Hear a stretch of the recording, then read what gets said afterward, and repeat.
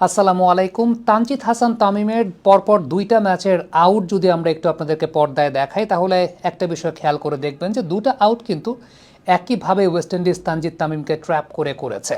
তার মানে এটা বোঝাই যাচ্ছে যে ওই জায়গাটাতে তানজিদ তামিম যেহেতু ফর্মে থাকা ব্যাটার, বেশ ভালো বল দেখছেন, বেশ ভালো শট এক্সিকিউট করছেন, ওই জায়গাটা তার জন্য একটা কমন ট্র্যাপ সেট করে অপোনেন্ট টিম কিন্তু তাকে পরাস্ত করার চেষ্টা করছে।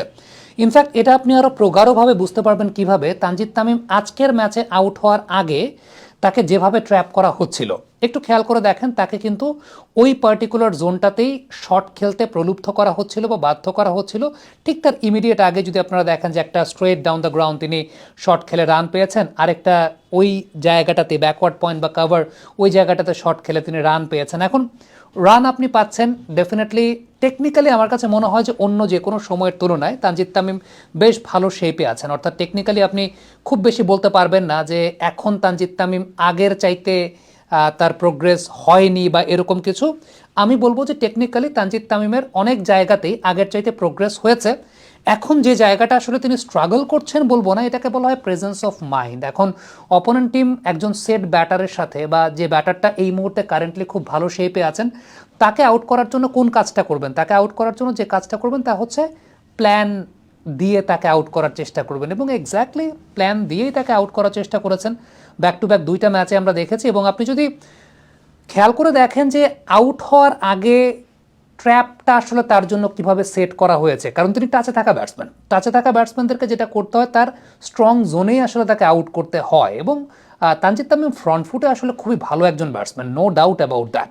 ফ্রন্ট ফুটে তার শট এক্সিকিউশনের হারটা অনেক বেশি, বাট ব্যাক ফুটে শট এক্সিকিউশনের হারটা একটু কম তানজিদ তামিমের, যেটা শুরুর দিকে তার ক্যারিয়ারের ইনিশিয়াল স্টেজে আসলে অনেক কম ছিল, যেটা ডে বাই ডে তিনি নিজেকে প্রোগ্রেস করার আসলে চেষ্টা করছেন। এবং এখন আমরা দেখতে পাই যে না, ব্যাকফুট ওরিয়েন্টেড শটের ক্ষেত্রেও তিনি বেশ পারদর্শিতা দেখাচ্ছেন, কিন্তু সেই জায়গাটাতে ফ্রন্ট ফুটের চাইতে ব্যাকফুটে তার খানিকটা দুর্বলতার জায়গাটা বেশি আছে। আমরা যদি টি-20 ওয়ার্ল্ড কাপে আপনাদেরকে কয়েকটা ইনিংসের আউট দেখাই, খেয়াল করে দেখবেন নেপালের এগেনস্টে ওই ধরনের ব্যাক অফ লেন্থেরই বল, যেটা হয়তো বা পুল বা কাট করতেই হবে তানজিদ তামিমকে, ওই টাইপের বলে তাকে ডিসিভ করা হয়েছে, এবং বডির ভেতরে ঢোকা বল পুল করতে গিয়ে তিনি সেই জায়গাটা ডাউন দ্য ট্র্যাকে গিয়ে সে পুল করতে গিয়ে তিনি আউট হয়েছেন।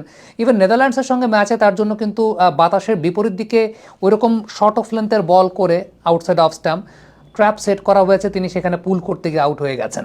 সো এটা ওয়ার্ল্ড কাপের সময় একটা কমন প্যাটার্নের জায়গা ছিল শর্ট অফ লেন্থের বল। এখন ঠিক সিমিলার ওয়েতেই আপনি যদি খেয়াল করে দেখেন যে এরকম শর্ট অফ লেন্থের বলেই ব্যাক টু ব্যাক দুইটা ইনিংসে তাকে ট্র্যাপ করা হয়েছে। এবং আপনি আজকের ম্যাচে ফিল্ড সেট আপ যদি খেয়াল করে দেখেন যে অফ সাইডে উইকেট কিপারের পাশে গালি রয়েছে, ব্যাকওয়ার্ড পয়েন্ট আছে, কভার রয়েছে। সো এটা পুরোপুরি দেখা যায় যে একদম সেট ট্র্যাপ করা। এসব ক্ষেত্রে আসলে যে বিষয়টা ঘটে সেটা হচ্ছে ব্যাটসম্যানকে নিজেকেও বুঝতে হবে নিজের উইকেটের প্রায়োরিটির বিষয়টা, যে আমার উইকেটের প্রায়োরিটি আসলে কতখানি। আমি সেট ব্যাটসম্যান, আমার ইনিংসটা ক্যারি করতে হবে। কখনো কখনো মহেন্দ্র সিং ধোনিকে নিয়ে একটা সিনেমা হয়েছিল, সেখানে একটা কথা বলা হয়েছিল, রেল স্টেশনে তার স্টেশন চিফ তাকে এসে বলছিলেন যে খুব আনপ্লেয়েবল বাউন্সার পেলে কী করো, ধোনি বলছিলেন ডাক করি, যখন হাফ বলি পাও কী করো, ড্রাইভ করি, এরকম কথা বলছিলেন। সো কখনো কখনো জানতে হয় যে কোথায় আসলে আমাকে থামতে হবে, বা কোন জায়গায় আমাকে নিজেকে পরিহার করতে হবে, কোন জায়গায় আমাকে বল ছাড়তে হবে।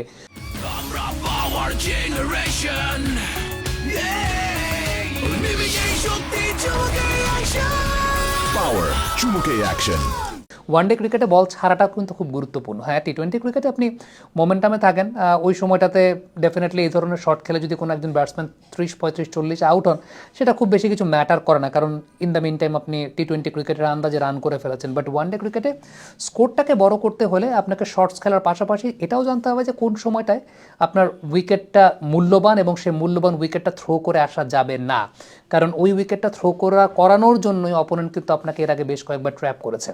আমি বলবো না টেকনিক্যালি তানজিদ তামিম খারাপ শেপে আছেন, টেকনিক্যালি কোনো ঝামেলা হয়েছে। কখনো কখনো এরকম হয় যে কোনো কোনো শট আপনার 100% এক্সিকিউট নাও হতে পারে, এবং অপোনেন্ট যখন আপনি বুঝতে পারছেন যে আপনাকে প্ল্যান করছে বা ট্র্যাপ করছে, কখনো কোনো বল ছাড়তেও হয়। কোনো কোনো সময় এরকম আসে যে যখন আপনাকে একটু ডিফেন্সিভ মেন্টালিটিতে অপোনেন্টকেও একটু সমীহ করতে হবে, ওই জায়গাটা মনে হয় তানজিদ তামিম যত তাড়াতাড়ি করতে পারবেন তত বেশি এটা বাংলাদেশ ক্রিকেটের জন্য ভালো। আদারওয়াইজ আমার কাছে মনে হয় যে তার ব্যাটিংয়ে টেকনিক ওয়াইজ তিনি অন্য যে কোনো সময়ের তুলনায় ভালো শেপেই আছেন। আর মাহমুদুল্লাহ রিয়াদের কথা কী বলবো, মাহমুদুল্লাহ রিয়াদ ওয়ানডেতে বাংলাদেশের নাজমুল হোসেন শান্তর পর যদি কোনো ইনফর্ম ব্যাটসম্যান আপনি বলে থাকেন সেটা মাহমুদুল্লাহ রিয়াদই, এবং ওয়ানডে ফরম্যাটে তার কার্যকারিতা তিনি এখনও প্রমাণ করছেন এবং ডেফিনেটলি ওয়ানডে টিমে তিনি থাকার যোগ্য। একটা কথা বলি, সেটা হচ্ছে মাহমুদুল্লাহ রিয়াদ এমন প্লেয়ার, তিনি একটা দুটো ম্যাচ খারাপ খেললেই কিন্তু তার এগেনস্টে কথা শুরু হয়ে যাবে, মানে আমরা সবাই তখন কথাবার্তা বলবো। বাট সো তার প্রেশারটা কিন্তু অনেক বেশি যে প্রতি ম্যাচেই তাকে পারফর্ম করতে হবে। সো ওই জায়গাটা থেকে চিন্তা করলে অলমোস্ট প্রত্যেকটা ম্যাচে তো পারফর্ম করছেন।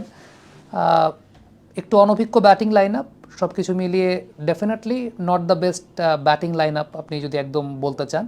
বাট তারপরেও আমার কাছে মনে হয় যে কয়েকজন প্লেয়ার আছেন যারা ভালো পারফর্ম করছেন, এবং লেটস সি সামনের দিনগুলোতে ওয়ান ডে কম্বিনেশনটা বাংলাদেশ কীভাবে সাজায়, কারণ সামনে চ্যাম্পিয়ন্স ট্রফি রয়েছে। বাট অ্যাজ অ্যান ইউনিট জ্বলে ওঠাটা আসলে বাংলাদেশের খুবই গুরুত্বপূর্ণ একটা বিষয়। টিম ম্যানেজমেন্ট সেই জায়গা নিয়ে কতটুকু ভাববে সেটাও দেখার বিষয়। কমেন্ট বক্সে আপনাদের মন্তব্য জানতে চাই।